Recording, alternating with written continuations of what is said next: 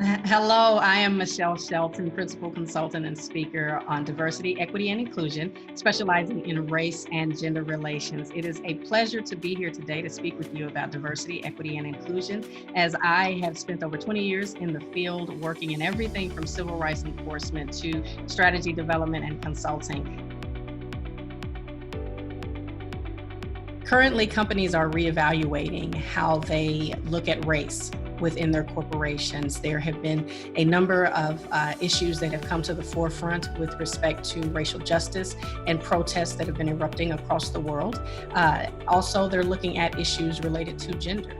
Gender meaning more than just focusing on women, but also the needs of the LGBTQ plus community, and even issues affecting men with respect to their roles within the workplace. Third area that I would say is also around class, as we're looking at the global impact of COVID-19 as a pandemic on the world. We're seeing that there are a number of inequities that have existed for quite some time that are being brought to the surface. So organizations, as they look at dealing with a remote workforce, looking at how to keep folks employed, bring them back once the pandemic is over, are also areas where we're seeing a lot of trends develop around diversity and inclusion.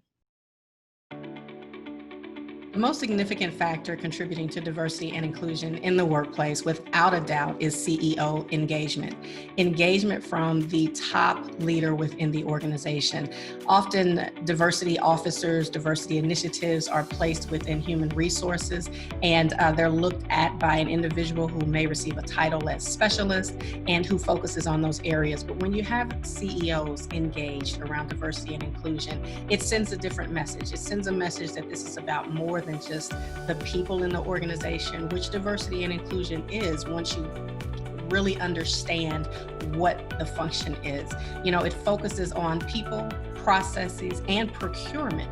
So having the CEO involved reiterates that particular message. It also reiterates that diversity and inclusion is a priority for the organization. So having the CEO engaged and also making sure that whomever is overseeing diversity and inclusion efforts has a direct line reporting to the CEO, I think makes the most significant difference in terms of whether or not your diversity and inclusion efforts will succeed.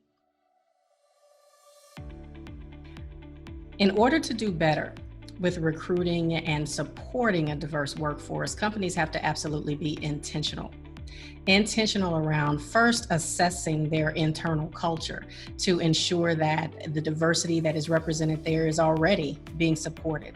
And that would mean just reaching out to those folks and inquiring as to what their experience is like. Many companies have employee engagement surveys and they request feedback. They have exit surveys for folks who leave the organizations. They request that feedback, but seldom do companies really lean in and go through and analyze the feedback that they're receiving in order to ask the hard questions around some of the negative remarks that we receive back from employees. Oftentimes we want to focus on the positives, and if we're doing okay and the percentages are where we feel they need to be on the positive side, then we ignore some of those lower ratings that we get. It's critical for companies to be intentional about wanting to hear the whole story, the whole truth, if you will, about the employee experience within their organizations. And as they begin to do that, to address the folks who are already there, as they begin to improve that employee experience, then those folks will be ambassadors for the organization. The loyal employees that we are looking for in organizations are already there. They just want to be heard. They want to know that they're valued and respected. And then as we improve the culture internally, then those folks will be, again, ambassadors who will help us to go out and recruit more diversity within the community. I think the other area where companies need to be intentional is with respect to their engagement in the community as a whole, expanding their reach, expanding how they market their organization. And that would be through engaging with the community directly, as well as ideologically. You know, what are some of those areas where companies need to take a stand? We have many companies that have realized that with the social unrest, the racial unrest that's taking place, that it is important for them to speak up and speak out and state that Black Lives Matter. We see that from all of the large corporations with their statements. We see it now that the NBA is back playing, the WNBA. We have folks from all walks of life who are making sure that they're weighing in on issues that are affecting the larger community, the larger world. And it's critical for organizations who want to serve a global consumer base to make sure that they are paying attention to and that they're responsive to the needs and the concerns of the global community. Technology has been fantastic with respect to how it supports the various departments within organizations, especially human resources, around what it's been doing to bring in, source, recruit, and hire candidates. One of the areas that we can always see improvement around is with diversity hiring.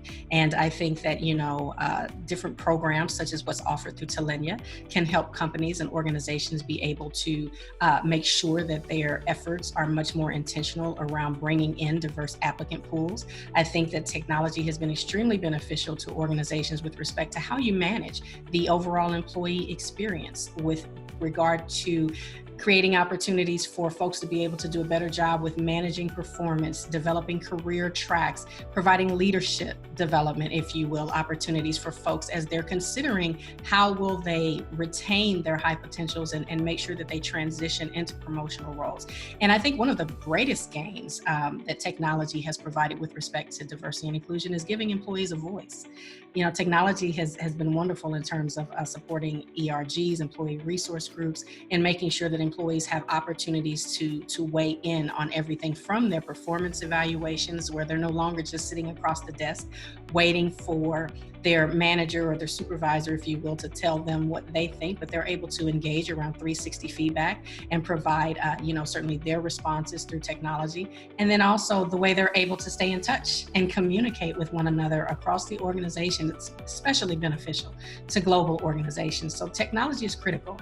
And then last but not least, as we evaluate our D&I strategies and our plans, and we think about, which is something that needs to happen on an ongoing basis, and we think about where are those areas where we have opportunities to improve, where are some of the areas where we need to focus on.